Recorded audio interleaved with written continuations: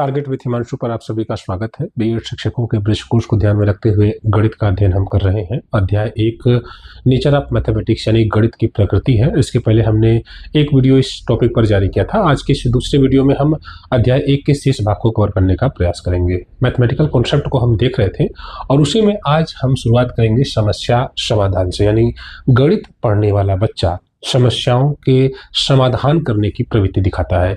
आप प्रश्नों के रूप में बच्चों के सम्मुख तमाम प्रकार की समस्याएं रखते हैं और बच्चा उसका तार्किक विश्लेषण करता है, समाधान ढूंढता है, हल करता है। इसमें समस्या समाधान में बात यही है कि सिर्फ उत्तर निकालना इसका उद्देश्य नहीं होता है, बल्कि जब बच्चा कोई समस्या हल कर रहा होता हो तो उसके विभिन्न पहलुओं पर विचार करता है, उसका विश्लेषण करता है, कोई एक समाधान ढूंढता है। ठीक है, कई तरीके, जैसे मान लीजिए कि आप बच्चों को कमरे में पढ़ा रहे हैं और आपने बच्चों से कहा कि इस कमरे का, कक्षा 5 के बच्चों से आपने कहा कि इस कमरे का परिमाप निकालो। तो जिस कक्षा में बच्चा बैठा हुआ है, बच्चा सबसे पहले तो वह यह सोचेगा या यह विचार करेगा कि यह कमरा किस आकार में है। ठीक है, समस्या को समझेगा। जैसे मान लीजिए कि आपने कक्षा 5 के बच्चों से कहा कि इस बैठे हुए कमरे में हमें इसका परिमाप निकालना है, तो बच्चा समस्या को समझने का प्रयास करेगा कि समस्या है क्या, क्या हमको इसमें ज्ञात करना है। इसमें बच्चा रणनीति बनाएगा, यानी इसके लिए बच्चा करेगा कि अगर सर जी ने कहा है कि हमको इसका परिमाप निकालना है तो लंबाई चौड़ाई को जोड़ेगा बच्चा। ठीक है, फिर उसके बाद वापस से लंबाई और चौड़ाई को जोड़ेगा, एक चक्कर मारेगा। यानी बच्चा यह समझ रहा है कि हम अगर एक चक्कर इसका मारे तो फिर हम उसका परिमाप जो है निकाल लेंगे। ठीक है, रणनीति बनाता है और उसके बाद उसका समाधान बच्चा करता है, यानी कि लंबाई को 2 बार जोड़ देता है। मान लीजिए कि इसका 10 L है और 8 चौड़ाई है। ठीक है, तो इसमें बच्चा इसको फिर जोड़ेगा 10 और 8 18, फिर 10 जोड़ेगा 28 और फिर 8 जोड़कर 36 मीटर। बच्चा इसका समाधान ढूंढ लेता है। ठीक है, तो इस प्रकार से गणित सीखते समय बच्चे समस्या को समझते हैं। हमारे द्वारा बच्चों के सम्मुख जब समस्याएं रखी जाती हैं, बच्चे उसको हल करने की रणनीति बनाते हैं, समाधान खोजते हैं। कुछ बच्चे इसको जो फॉर्मूला है 2L + 2B के सहारे लगा लेते हैं, यानी कि वो जानते हैं कि इसमें 2 बार लंबाई है तो 2 बार लंबाई का और 2 बार चौड़ाई है तो 2 बार चौड़ाई का गुणा कर देंगे आपस में और उसके बाद सबको जोड़ देंगे तो परिमाप निकल जाता है। तो इस प्रकार से बच्चे समस्या का विश्लेषण सबसे पहले करते हैं। इससे क्षमता कौन सी विकसित होती है? जब आप कमरे के बारे में बच्चों से कहें कि इस कमरे का हमको परिमाप निकालना है तो बच्चा इस पूरी समस्या का विश्लेषण करेगा। यह कमरा किस प्रकार का है, आयत के आकार का, कुछ बच्चे कहेंगे ये वर्ग के आकार का है, कुछ बच्चे उसमें अपना अपना राय देते हैं। उसमें बाद लंबाई निकालेंगे, कुछ बच्चे उसकी चौड़ाई ज्ञात करने का प्रयास करेंगे, हर पहलू पर उस पर चर्चा करेंगे और उसके बाद फिर उसको हल करते हैं। तो बच्चे के अंदर समस्या समाधान यानी समस्या को हल करते समय कौन कौन सी क्षमता विकसित होती है? विश्लेषण की क्षमता विकसित होती है। जैसे आपने बच्चे से कहा, 2 के या 3 के बच्चों को पढ़ाते समय कि राम के पास 20 रुपए है, उसने अपनी बहन को 3 रुपए दिया, अपने भाई को 5 रुपए दिया, अब उसके पास कितना रुपया बचा? तो बच्चा तुरंत अपने दिमाग में कहेगा कि 20 रुपया था, 3 रुपया दे दिया उसको तो 17 रुपया बचा, 5 रुपया और दे दिया तो 5 रुपया, फिर आपको बच्चा तुरंत बताता है 12 रुपया। तो पूरी घटना का विश्लेषण बच्चा अपने मन में कर रहा होता है कि रुपए कितने हैं और अपने भाई को कितना दिया, बहन को कितना दिया। तो इन सभी का विश्लेषण करता है और फिर बच्चा उसको हल करता है। ठीक है, तो बच्चा सवाल को लगाने की उसके अंदर क्षमता विकसित होती है और बच्चे के अंदर स्वतंत्र रूप से निर्णय लेने की भी क्षमता होती है। जब बच्चा यह जानता है कि अगर 20 रुपए है और अगर मैंने 5 रुपए किसी को दे दिया, खर्च कर दिया, तो फिर वहां पर बच्चा 5 रुपए घटाता है। ठीक है, 20 में से 5 घटाता है। तो बच्चे को यह पता होता है कि हमें कहां पर घटाना है या कहां पर जोड़ करना है। जैसे हमने कहा कि 20 रुपए है, 20 रुपए या एक डाल पर 20 चिड़िया बैठी हुई है, 3 चिड़िया और आ गई, तो बच्चा इसको सोचता है तो उसमें 3 जोड़ देता है। हमने कहा 20 चिड़िया है, 3 चिड़िया उड़ गई, तो बच्चा फिर उसकी 17 बताता है। तो गणित समझते समय बच्चा निर्णय लेता है कि हमको यहाँ पर क्या जोड़ना है, घटाना है, या उस जो भी बच्चे का विचार बनता है उसके हिसाब से बच्चा सवाल को लगाता है और आत्मविश्वास बच्चे के अंदर आता है। जैसे मान लीजिए कि हम बच्चों को गणित पढ़ा रहे हैं और गणित पढ़ाते समय हम बच्चे को हासिल का घटाना सिखा रहे हैं, तो बच्चा पहले कहेगा कि हमको सर नहीं आता है। अक्सर आपने देखा होगा कि बच्चों को पढ़ाते समय जब आप सवाल बताते हैं, सामान्य घटाना तो बच्चा लगा देता है, लेकिन अब ये सवाल आपने बच्चे को कहा कि चलो इसको घटाओ, तो बच्चे को 2 में से 7 घटाने नहीं आ रहा है। तो आप गणित पढ़ा रहे हैं, गणित के शिक्षक हैं, आपने उस बच्चे को बताया समाधान, आपने एक बार बताया कि देखो 2 बगल वाले से 1 रुपये मांग लेगा, तो इसके पास हो जाएगा 1 इधर आ जाएगा ये अपने दोस्त से, और भाई ये 5 इसको 1 रुपया दे दिया, तो यहाँ बचा 4। अब इस प्रकार से हो गया 12, और 12 में से 7 घटाओगे तो कितना आएगा? 5। बच्चा इस तरह घटाता है, फिर 4 में से घटा के बच्चा 3 बताता है। इस प्रकार से जब आप कई बार बच्चे को समझाते हैं, समझता है बच्चा, तो उसके बाद उसके अंदर स्वयं से फिर ये करने की प्रवृत्ति हो जाती है। जब एक चीज को आपने नहीं सिखाया, नए तरीके से सिखाया कि हाँ उधार मांगकर घटाना है, तो बच्चा फिर ये कहता है कि सर अब आप अपने से दीजिए, मुझे आ गया। इस प्रकार से बच्चे करते हैं खुश होकर। 1 में 2 में बच्चे आपने देखा होगा कि सर यही वाला सवाल मुझको दीजिएगा, तो फिर आप बच्चों को दे देते हैं, चलो इसको घटा के लाओ। अब जो आपने सिखाया बच्चे को, वही चीज बच्चा स्वयं से लागू करता है। यानी बच्चा एक बगल वाले से मांगेगा, यहाँ पर 11 में 4 घटा के 7 लिखेगा, 6 में से 1 5। तो जो समस्या आपने हल करना सिखाया उसी को बच्चा फॉलो कर रहा है, और इसमें स्वयं से स्वतंत्र रूप से बच्चा जो है और आत्मविश्वास के साथ लगाना भी सीख लेता है। एक बार उसके बाद बच्चा कहता है कि ये तो मुझे बहुत आता है, बहुत आसान है। इस प्रकार से बच्चे चर्चाएं करते हैं। तो गणित सीखते समय बच्चों के अंदर आत्मविश्वास की भावना उत्पन्न होती है, और उनका सोच जो है स्वतंत्र होता है। यानी कि जैसे जैसे बच्चा जब सवालों को लगाना सीख रहा होता है, तो वह स्वतंत्र सोच अपनी विकसित करता है और उसी के हिसाब से सवालों को लगाता है। तो इसका मतलब हम ये कह सकते हैं कि जो गणित है वह बच्चों के जीवन को, जो समस्या है उसको सुलझाने में भी योगदान देती है। अब बच्चा जान रहा है, बच्चे के पास 20 चॉकलेट है या 20 रुपए है, उसमें 3 भाई 4 भाई बहने हैं, तो बच्चा गणितीय रूप से अगर उसको देखेगा, तो 4 लोगों में 20 लड्डू मान लीजिए बांटना है, तो बारी बारी से लड्डू देता रहेगा। पहले 4 लड्डू है, 4 लोग हैं, बांट दिया, फिर दोबारा 4 लड्डू बांट दिया, दोबारा 4 लड्डू बांट दिया, चौथी बार बांट दिया, 5वीं बार बांट दिया। तो बच्चे ने गणित को देखा, प्रयोग किया, और 5-5 लड्डू सभी 4 लोग पा गए, कुल मिलाकर 20 लड्डू। तो इस प्रकार से बच्चे गणित के माध्यम से अपने दैनिक जीवन की समस्याओं को भी हल करते हैं, या आप जानते हैं। आगे है तर्कशीलता और चिंतन। बच्चा तर्कशील बनता है।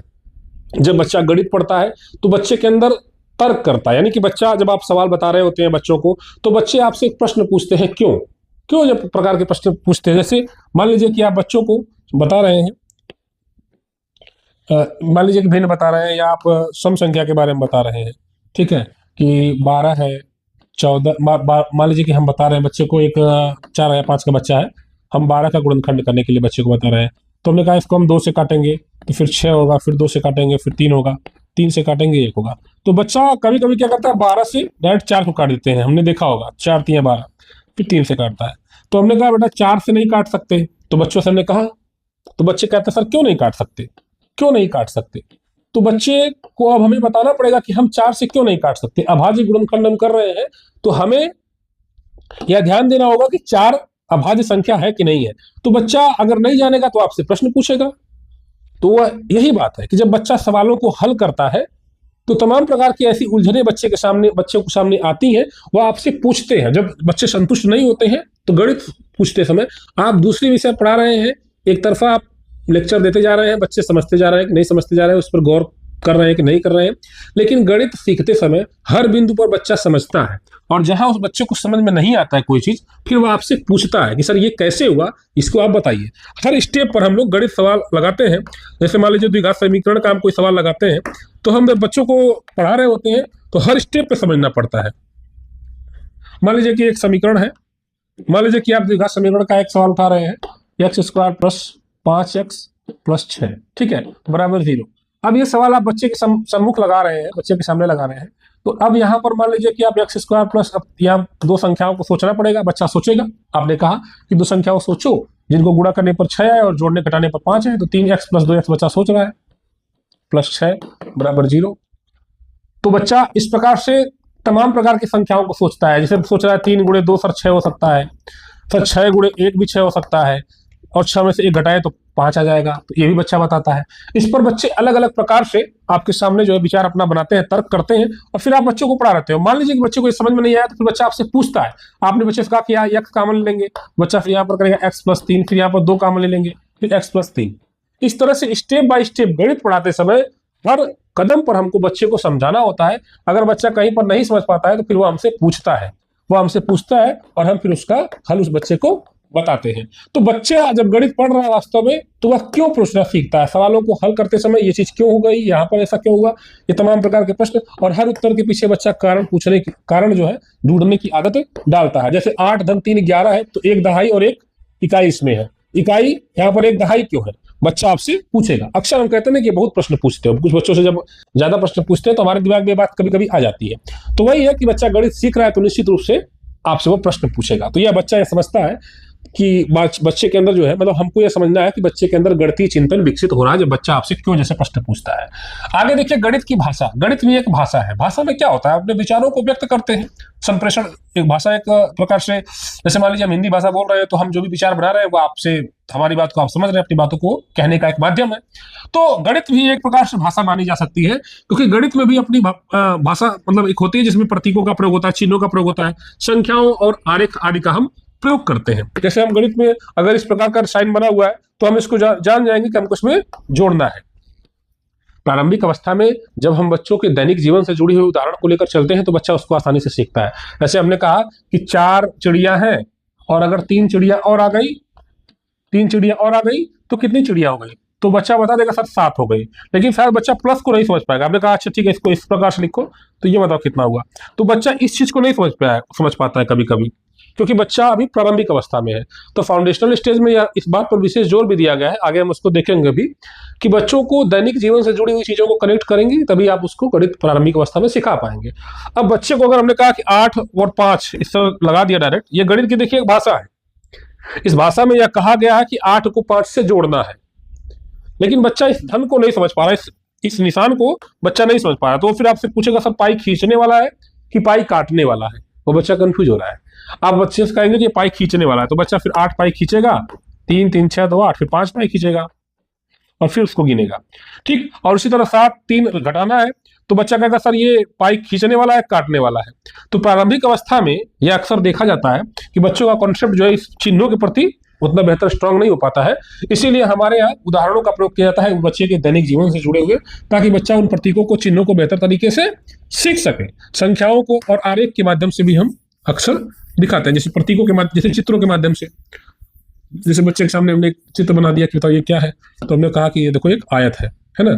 तो बच्चे इस प्रकार के शेप को देखकर आयत जानते हैं। हमने इसको कहा कि देखो ये वृत्त है। तो इस प्रकार से बच्चा जो है आरेख के माध्यम से चीजों को समझता है, प्रयोग करता है। तो ये गणित की भी एक भाषा हो गई ना। गणित में आपने इस चीज को अगर देखा तो आप तुरंत इसको बता देंगे कि ये त्रिभुज है, ठीक है, या डेल्टा है। ठीक, इस प्रकार से आप चिन्हों के माध्यम से, प्रतीकों के माध्यम से अपने विचारों को व्यक्त करते हैं। जब विचारों को व्यक्त कर रहे हैं तो एक माध्यम हुआ विचारों को व्यक्त करने का, तो भाषा। संक्षिप्त रूप में और स्पष्ट रूप में व्यक्त करने की भाषा। जैसे गणित में जब सवाल हम बच्चों को लगवा रहे होते हैं तो बड़ी लंबी लंबी स्टोरी लिखी रहती है। जैसे लिखा रहता है द कॉस्ट, मान लीजिए कि एक उदाहरण है, गणित की किताब मान लीजिए एक भाषा है, द कॉस्ट ऑफ 2 पेन्स या 5 pens is 80 rupees, find out the value of 1 pen. अब इतना लंबा ये चीज है, अब इसको लगाना है गणित की लैंग्वेज में, तो हम सीधे सीधे 80 डिवाइड बाई 5 करेंगे, लिखेंगे तो cost of 1 pen, 80 divide by 5 16, 16 पे हमने बता दिया। तो गणित की भाषा देखिए संक्षिप्त हो गई, शॉर्ट हो गई, चीजों को आसान कर दिया। और इसी चीज को the cost of 1 pen is, हमने इसको इस प्रकार से लिख दिया, यानी 80/5 बराबर 16। तो एक यह भी एक वही चीज को बताया जा रहा है, कॉस्ट ऑफ 1 पेन, यहाँ पर हमने गणित का प्रयोग करते हुए इस चीज को आसानी से बता दिया। तो वही बात है, गणित के माध्यम से हम चीजों को आसान कर देते हैं, विचारों को संक्षिप्त रूप में, छोटे रूप में और स्पष्ट तरीके से हम व्यक्त करते हैं। ठीक है, दैनिक भाषा को अगर आप देखें और गणितीय भाषा को देखें तो देखिए दैनिक जीवन में अगर ज्यादा है तो उस प्रकार से हम साइन गणित में प्रयोग करते हैं। ठीक है, कोई चीज अगर ज्यादा है तो ग्रेटर है तो उसके लिए हम इस प्रकार से साइन लगा देते हैं, अगर कम है तो ये साइन लगाते हैं, अगर बराबर है तो इक्वल का साइन लगाते हैं, प्रतिशत की बात हो रही है तो हम उसको इस प्रकार से साइन लगाते हैं। तो यह एक गणितीय भाषा हो गई कहा जाए तो, गणित में टर्म यूज हो रहे हैं, और ये आपकी हिंदी भाषा हो गई। इसी प्रकार से इंग्लिश लैंग्वेज में भी आप इसको इक्वल कहते हैं, परसेंटेज कहते हैं, लेकिन मैथ में तो वही रहता है, मैथ में साइन यही रहेगा, बदलेगा नहीं। ठीक है, तो शिक्षक का कार्य है कि बच्चों को दैनिक भाषा से गणितीय भाषा तक धीरे धीरे लेकर जाए। हम जब बच्चों को गणित पढ़ा रहे होते हैं तो हमने हमारी किताबों में देखे, हमारे के माध्यम से, चित्रों के माध्यम से बच्चों को समझा रहे होते हैं कि अब हमारी किताबों में प्रारंभिक अवस्था में अब 4 चिड़िया रहेंगी। ठीक है, 4 चिड़िया रहेंगी, फिर इस तरह से, फिर उसके बाद अब 3 चिड़िया और नीचे बना देगा, फिर लिखेगा काउंट एंड राइट, इसको गिन कर लिखो, तो बच्चा गिनेगा 2 3 4 5 6 7, अब उसके बाद बच्चा 7 लिखता है। ठीक। तो बच्चा दैनिक जीवन में जिन चीजों को बच्चा देखता है, उन्हीं चीजों का उदाहरण के रूप में प्रयोग किया जाता है ताकि बच्चे का कॉन्सेप्ट बेहतर हो। हमने गेंद बनाया, ठीक है, अब गेंद बच्चा देखता है गेंद को और काउंट करता है, फिर राइट लिखता है 4 इस प्रकार से।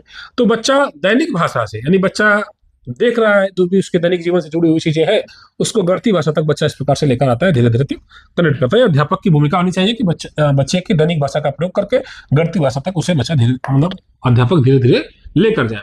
गढ़ती भाषा का महत्व क्या है? अब जो गढ़ती भाषा हम लोग सीख रहे हैं, वो उसका महत्व क्या होता है कि संप्रेषण सरल होता है। जैसा हमने कहा कि किसी चीज को बताना है, व्यक्त करना है, तो वो आसानी से आप उसको व्यक्त कर सकते हैं। जैसे मान लीजिए कि गणित की भाषा में आपने एक बना दिया है, मान लीजिए कि 1600 लोग हैं, ठीक है, जिसमें से अब इसको आप इस प्रकार से बना दिए, ठीक है। इसमें आपने कह दिया ये मान लीजिए कि हो गया 28% हो गया, और ये हो गया, इस तरह से सवाल आप लगाते होंगे, 32% हो गया, ठीक। इसी प्रकार से 35% हो गया, 28 30 60, ज्यादा हो गया, मान लीजिए इसको हमने कर दिया 20%, ठीक, और इसी तरह कुछ और परसेंट कर दिया। तो अब इसमें करिए इतने लोग पैदल जा रहे हैं 1600 में से, ठीक है, 1600 रुपए है इतने लोगों ने, या 1600 लोग हैं जिसमें से 28% लोग पैदल जा रहे हैं, 32% लोग सवारी से जा रहे हैं, ठीक है, 20% लोग घोड़े से जा रहे हैं, और ये इतने जितना भी परसेंट होगा, इतने लोग जो है सोए हुए हैं, कहीं नहीं जा रहे हैं। तो अब इस चीज को हमने देखिए डायग्राम के माध्यम से कितनी आसानी से बता दिया। जब हम लोग गणित नहीं लगाते हैं, हम लोग जब सवालों को लगाते हैं, तो इन चीजों को हमने बहुत आसानी से ग्राफ के माध्यम से हम देखते हैं, चीजों को कितनी आसानी से व्यक्त कर देते हैं। अब इसको अगर हम पूरा बड़ा में लिखने लग जाए तो कितना बड़ा हो जाता है। एसएससी जैसी परीक्षाओं में जब आप देखते हैं क्वेश्चन रहते हैं, तो बहुत बड़े बड़े क्वेश्चन रहते हैं, लेकिन उनका एक छोटा सा डायग्राम बना देता है, और हम उस डायग्राम के सारे सवालों को बहुत आसानी से लगा लेते हैं। तो वही बात है कि गणित जो होती है, गणित के माध्यम से जो संप्रेषण है, चीजों को आप बताना चाहते हैं, व्यक्त करना चाहते हैं, वो आसान हो जाता है। अब इसी चीज को अगर आपको लिखना है कि 28% लोग पैदल जा रहे हैं, 1600 लोग हैं, 28% लोग पैदल जा रहे हैं, 32% लोग सवारी से जा रहे हैं, 20% लोग घोड़े से जा रहे हैं, तो ये लंबा हो जाएगा हमारे लिए। तो इसके माध्यम से हम चीजों को आसानी से व्यक्त करते हैं, विचारों को स्पष्ट कर देते हैं, और गणित सार्वभौमिक बनता है। इसके माध्यम से हम गणित को सार्वभौमिक यानी यूनिवर्सली बता देते हैं। अगर हम हिंदी भाषा में सवालों को लिखें, तो हिंदी भाषा में हो सकता है कि गणित न समझ में आए, क्योंकि अब कोई बिहार का है तो वह हिंदी समझ लेगा सवाल को, लेकिन अगर वही केरला का तो कहेगा मुझे हिंदी नहीं आती है, ठीक है। लेकिन आप उसको डायग्राम बना के सिखा देंगे, चार्ट के माध्यम से, ग्राफ के माध्यम से आप उसको सवाल को लगा रहे हैं, ठीक है, तो ऐसे में वहां का बच्चा भी समझ जाएगा।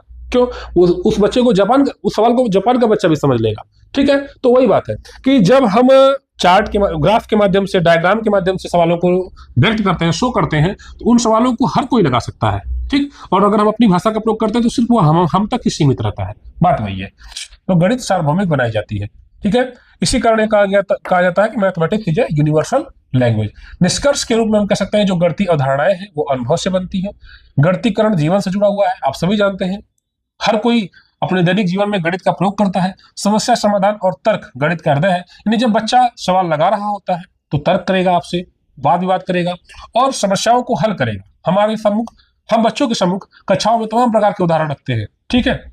जब भी बच्चों को हम गणित सिखाते हैं, मान लीजिए कि हम बच्चों को लाभ हानि सिखा रहे हैं, तो अब लाभ हानि सिखाते समय अपने बच्चों से कहा कि तुम्हारे पास इतने रुपए हैं कि तुमने एक घड़ी खरीदी, अब इतने रुपए में उसको बेच दिए, तो बताओ तुम्हें लाभ हुआ या नुकसान हुआ। तो बच्चा इस समस्या का हल करने का प्रयास करता है। और गणित जब बच्चा पढ़ता है तो निश्चित रूप से उसको समस्या का समाधान ही करना है। इस प्रकार की चीजें बच्चा करता है, और इसकी भाषा सटीक है और सार्वभौमिक होती है।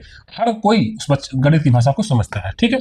जैसे अगर कहीं मतलब कि साइन 60 का मान अगर आपको निकालना है, तो साइन 60 का मान जो इंडिया में होगा वही जापान में भी होगा, ठीक है। तो वही चीज है, उसका वैल्यू चेंज नहीं होता है। तो पाई का मान 22/7 है, तो हर जगह पाई का मान 22/7 ही रहेगा।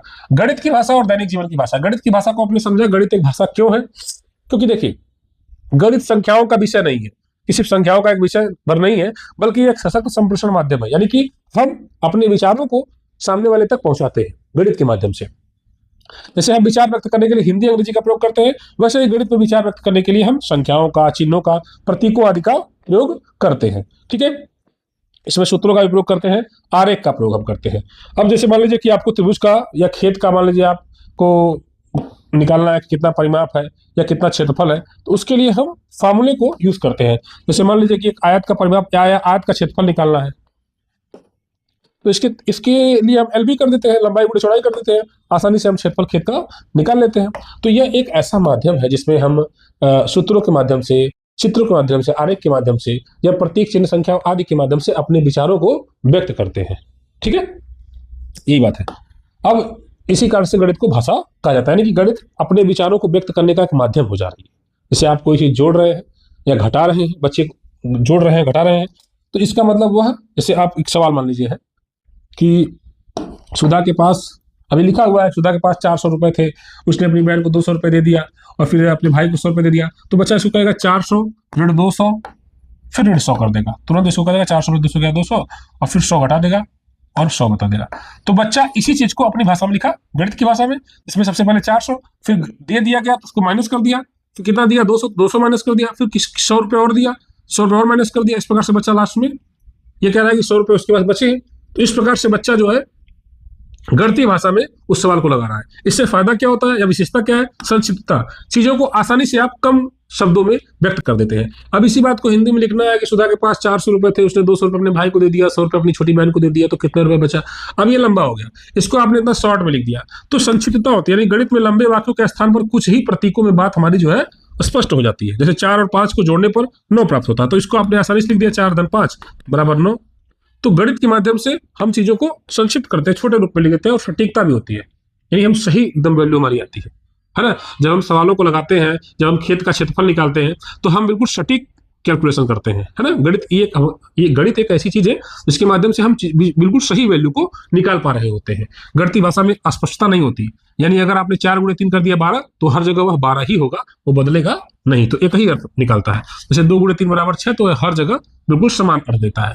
और आगे है सार्वभौमिकता, यानी गणितीय भाषा में देश, समय, संस्कृति का कोई प्रभाव नहीं पड़ता। इस पर हमने कई बार चर्चा की है कि सार्वभौमिक विषय है, इसमें किसी देश का, समय का या संस्कृति का कोई प्रभाव नहीं होता। जैसे पाई का मान हर जगह पर समान होता है ना, 22/7 हर जगह पर है।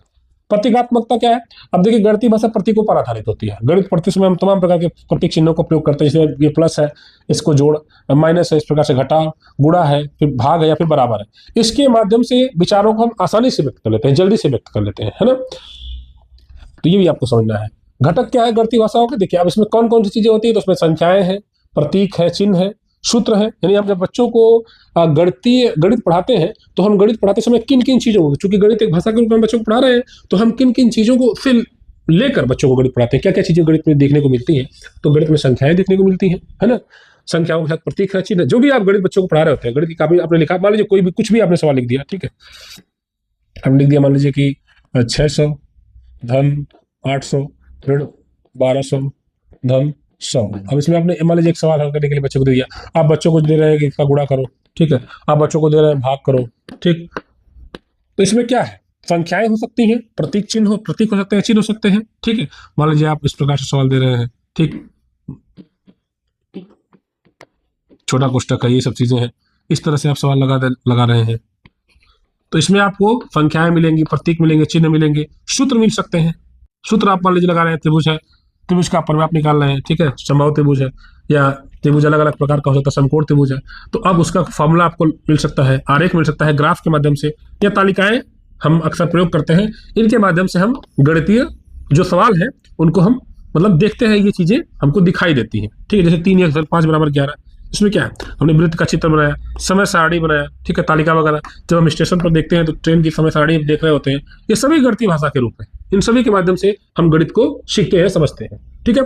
दैनिक जीवन की भाषा और गणितीय भाषा में क्या अंतर? देखिए दैनिक भाषा क्या है? दैनिक भाषा वह जिसका प्रयोग हम घर, बाजार, विद्यालय, समाज में करते हैं, और हमको बच्चे को गणित पढ़ाते समय उसकी दैनिक भाषा का ही प्रयोग करना होता है, कनेक्ट करते हैं उससे। तो दैनिक भाषा एक ऐसी भाषा है जिसका प्रयोग हम घर, बाजार, विद्यालय और समाज में करते हैं। यह भाषा लचीली होती है, कभी कभी अस्पष्ट भी हो सकती है। कभी कभी बच्चे की भाषा जो है, जो दैनिक जीवन में प्रयोग किया जाता है, वो अस्पष्ट हो सकता है। दैनिक भाषा और गणितीय भाषा में अंतर क्या है? जैसे ज्यादा है तो इस प्रकार से, गणितीय भाषा कुछ इस प्रकार से है, कम है तो यह देखिए है, आधा है। अब बच्चे को आपने दैनिक जीवन में कहा आधा, बच्चा आधा कह रहा है, तो वह आधा को नहीं समझ पा रहा है बच्चा, आपने गणित में बताया उसको 1/2 कहते हैं। 2 गुना है तो बच्चा आपने 2 से गुणा कर दिया, बराबर है तो इस प्रकार से बराबर का निशान लगा दिया। तो यह गणितीय भाषा है, ठीक है, और यह दैनिक भाषा है जो हम लोग यूज कर रहे होते हैं। तो दैनिक भाषा भावनात्मक हो सकती है, यानी दैनिक भाषा में भावनाओं को हम व्यक्त करते हैं, जैसे यह मुझे अच्छा लग रहा है या मुझे अच्छा नहीं लग रहा है, बच्चा अपनी भावनाओं को बता रहा है। लेकिन गणितीय भाषा में भावनाएं नहीं होती है, गणितीय भाषा बस एग्जैक्ट होती है, ठीक, यह तर्कपूर्ण और सटीक होती है। इसमें यह नहीं होता कि सवाल अच्छा लग रहा है कि नहीं अच्छा लग रहा है, ऐसा नहीं होता है। सब सवाल बस सवाल होता है, ठीक। तो इसमें ऐसा नहीं है कि कोई चीज़ अच्छी है या बुरी है, यह दैनिक भाषा में हमारे देखने को मिलती है। कठिनाइयाँ क्या है? कठिनाइयाँ यह है कि प्रतीकों का अर्थ स्पष्ट नहीं होता। जैसा कि हमने कहा कि प्रारंभिक अवस्था में जब बच्चा गणित पढ़ रहा होता है तो वह हो सकता है कि प्लस के साइन को नहीं समझ पाए। अब आपने बच्चे से कहा कि 8 धन 5 बराबर 13, मतलब 8 धन 5 आपने कहा बच्चे को। अब बच्चा ये नहीं समझ पा रहा है कि इस पे क्या करना है, मुझको जोड़ना है या घटाना है। अब आपसे पूछेगा सर जी 8 पाई खींच लिए हैं, 3 3 6 2 8, अब बताइए 5 पाई और खींचे कि 5 तो काटे। अब बच्चा इस चिन्ह को नहीं समझ पाता है, प्लस को नहीं समझ पाता है, तो आप फिर बच्चे को बताते हैं कि इसका मतलब होता है पाई खींचने वाला है, तो बच्चा फिर पाई खींचता है और फिर वो जोड़ कर बताता है 13। तो बच्चे कभी कभी प्रारंभिक अवस्था में कंफ्यूज हो जाते हैं इन प्रतीकों को देखकर, इन चिन्हों को देखकर, ठीक है। जो प्लस का साइन है, तो प्रतीकों का अर्थ जो है कभी कभी स्पष्ट बच्चे नहीं कर पाते। भाषा अचानक में बच्चों की बदल जाती है, ठीक है। आगे शिक्षक सीधे सूत्रों पर चले जाते हैं। कभी कभी इस प्रकार से देखा जाता है, शिक्षक गणित के सवाल लगाते समय सीधे सीधे सूत्र पर चले जाते हैं। तो सूत्र जब आप लगाएंगे, जैसे आयत का परिमाप निकालना है, अब बच्चे को आपने बताया नहीं, बस आपने फार्मूला बता दिया 2l+b, ठीक है। अब मान लीजिए 2l+b है और उसके बाद बच्चे आप lb की वैल्यू रख के 10 धन 5 30 कर दे रहा है, लेकिन बच्चा इस कॉन्सेप्ट को समझ नहीं पाया कि वास्तव में परिमाप होता क्या है। तो अच्छा अध्यापक वही है जो बच्चों को बताया कि देखो परिमाप का मतलब चारों ओर की माप है, इस पूरे कॉन्सेप्ट को समझाए। तो बच्चे को फिर सूत्र बताने की जरूरत ही नहीं, बच्चा खुद से ही बिना सूत्र जाने ही सवाल को लगा देगा। तो कहने का मतलब यह है कि शिक्षक सीधे सूत्रों पर चले जाएंगे, समस्या होती है, बच्चे को फिर रटना पड़ता है। और कभी कभी इस प्रकार से देखा जाता है कि दैनिक अनुभव से अध्यापक बच्चों को नहीं कनेक्ट करते। जो बच्चा दैनिक जीवन में प्रयोग कर रहा है, जो चीज़ों को इस्तेमाल कर रहा है, अगर उसको लेकर आप बच्चे को विषय पढ़ाएंगे तो बच्चा आसानी से चीज़ों को सीखेगा, ठीक है, उसके दैनिक जीवन से जुड़ी होगी तो।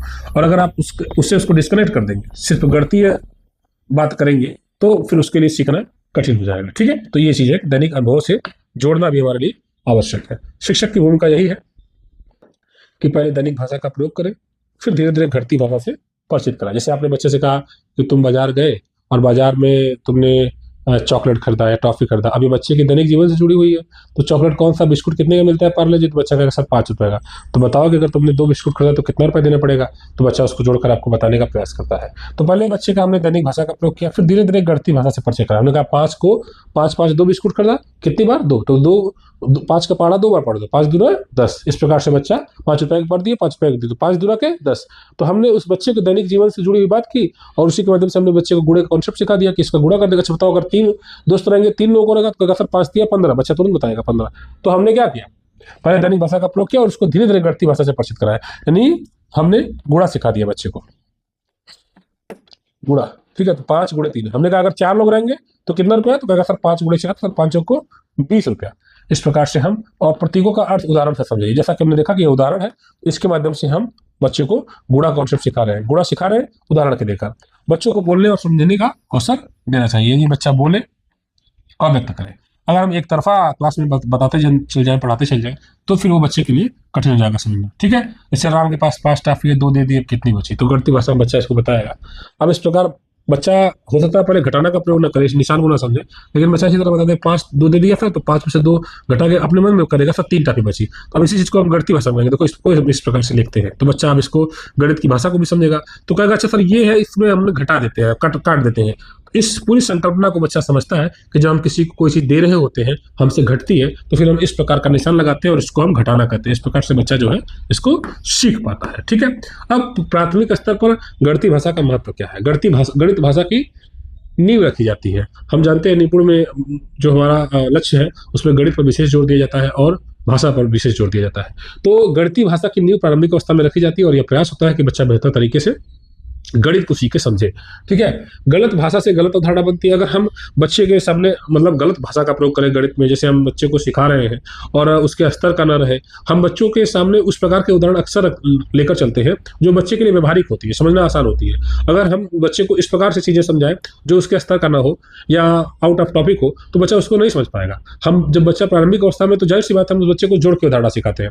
अब अगर पहले प्रारंभिक अवस्था में बच्चे को हम भाग की अवधारणा सिखाने लगे, तो फिर उसके लिए वह सीखना कठिन हो जाएगा। ठीक है। तो हम बच्चों को सबसे पहले गिनती का ज्ञान कराते हैं, उसको बच्चा को पहचानता है, बच्चा चित्रों के सहारे इसको सीखता है, पहचानता है। उसके बाद उससे संबंधित हम संख्याओं को बच्चों के सामने, जैसे 4 है, 5 और आ गए, 4 बच्चे हैं, 5 और बच्चे आ गए, तो कितने बच्चे हो गए? बच्चा कहेगा 9। हमने कहा 9 चिड़िया है, 3 चिड़िया और आ गई, कितनी हो गई? 12। इस प्रकार से हम प्रयोग करते करते फिर उसी को हम धन बताते हैं कि देखो इसको हम धन कहते हैं, जोड़ कहते हैं।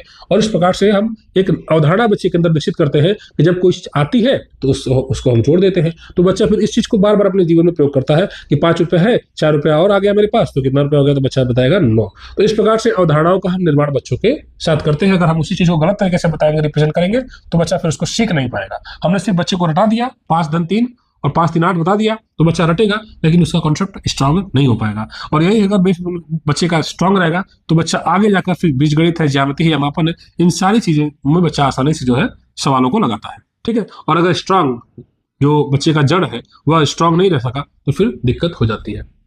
गणितीय भाषा और संप्रेषण कौशल क्या है? गणितीय भाषा क्या है? सोच को स्पष्ट करती है। यानी आप सवाल में क्या कर रहे हैं वह बिल्कुल स्पष्ट हो जाएगा। जब आपने सवाल लिखा है कि x प्लस वाई बराबर x प्लस वाई या x प्लस 5 बराबर 12, x बराबर 7, तो आपने बिल्कुल स्पष्ट है कि 5 को ट्रांसफर किया गया, 12 में से 5 घटाया गया, 7 आ गया। तो गणितीय भाषा क्या करती है? हमारे सोच को स्पष्ट करती है, तर्क को मजबूत बनाती है और आत्मविश्वास बढ़ाती है। जब बच्चा गणित में सवालों को लगा रहा होता है तो उसका निश्चित रूप से आत्मविश्वास बढ़ता है, तर्कशील बच्चा बनता है। और जब बच्चा अपने हल को समझा पाता है, तर्क दे पाता है, और तभी हम यह समझेंगे कि बच्चे में गणितीय भाषा का विकास बेहतर तरीके से हो रहा है। यानी बच्चा जो सवाल लगाए और उसको एक्सप्लेन नहीं कर पाया, हमने कहा हम लोग अक्सर देखते हैं कि जब बच्चे सवाल लगा कर आते हैं तो हमको डाउट होता है कि सवाल अपने से बच्चा लगाया नहीं है। हमने कहा इसको कैसे लगाया, फिर से बताओ, हम लोग कहते हैं ना। तो हम यही देखते हैं कि बच्चा वास्तव में गणित सीख रहा है कि नहीं सीख रहा है। अगर हमने घटना दे दिया, उदाहरण मांगने वाला बच्चा लगा कर ला रहा है, तो हमने कहा कि इसको कैसे लगाए, और बच्चा सोचता नकल मार के लाया हो अगल बगल से, तो हमने कहा ठीक है एक सवाल हमारे सामने लगाओ। फिर हम उस बच्चे की जांच कर रहे होते हैं। तो कहने का मतलब यह है कि अगर बच्चा बेहतर तरीके से सीख रहा है तो अपने हल को समझा पाएगा। यानी अगर बच्चा ये सवाल लगा कर आया, 52 में से 18 घटा के लाया, आप लोग कहा 12 में यहाँ पे 4 कैसे आया, तो बच्चा कहेगा सर जी 2 में से 8 नहीं घट रहा था, इससे उधार मांगा, तो ये इसको 1 रुपया दे दिया, तो सर 12 हो गया, 12 में से 8 गया 4 आ गया, यहाँ पे 4, अब 4 में से घटा 3 आ गया। तो बच्चा हल जो कर रहा है उसकी व्याख्या भी कर लेगा अगर बच्चा गणित सीख रहा है। तो बात वही है कि अपने हल को समझाता है और तर्क दे पाता है। और अगर ऐसा कर पा रहा है तभी हमने कहा कि क्यों 2 में से 8 घटाए, 2 में से 8 नहीं घटा पा रहे थे, तो नहीं सर 2 तो कम था ना, 2 में से 8 घट ही नहीं पाएगा, इसलिए मैंने बगल वाले सुधार मांगा। तो ये चीज आप बच्चा उसकी व्याख्या करता है, अपना तर्क दे पाता है कि उसने ऐसा क्यों किया। तो यह समझा जाएगा कि अगर बच्चा ऐसा करता है तो बच्चे के अंदर गणितीय भाषा का विकास हो रहा है। ठीक है। तो इस प्रकार से हम स्पष्ट कर सकते हैं कि गणित एक सटीक और सार्वभौमिक भाषा है। ठीक है, जिसका प्रयोग हर जगह ठीक है होता है। दैनिक भाषा गणित सीखने की आधारशिला है। यानी बच्चे को प्रारंभिक अवस्था में हम गणित पढ़ा रहे हैं तो हमें उस बच्चे की दैनिक जीवन से जुड़े उदाहरणों का प्रयोग करना चाहिए ताकि बच्चा बेहतर तरीके से सीख सके। और शिक्षक का कार्य दोनों के बीच सेतु का निर्माण करना है। साथ ही साथ सही भाषा से सही गणितीय सोच या समझ विकसित होती है। ठीक है। तो अगर हम सही भाषा का प्रयोग करेंगे तो बच्चा बेहतर तरीके से गणित के कॉन्सेप्ट को सीख सकेगा। अगर हमारे उदाहरण आउट ऑफ टॉपिक रहेंगे, आउट ऑफ कॉन्टेक्स्ट रहेंगे, तो बच्चा फिर उसको समझ नहीं पाएगा। ठीक है। तो फिलहाल इसमें जो चैप्टर 1 है इसके लगभग पूरे हिस्से को आपने कवर कर लिया है। बाकी अन्य जो कुछ भी छूटा रहेगा उसको हम प्रश्नों के माध्यम से कवर कर लेंगे। ब्रिज कोर्स की तैयारी करते हैं तो इस चैनल को सब्सक्राइब जरूर करें। धन्यवाद।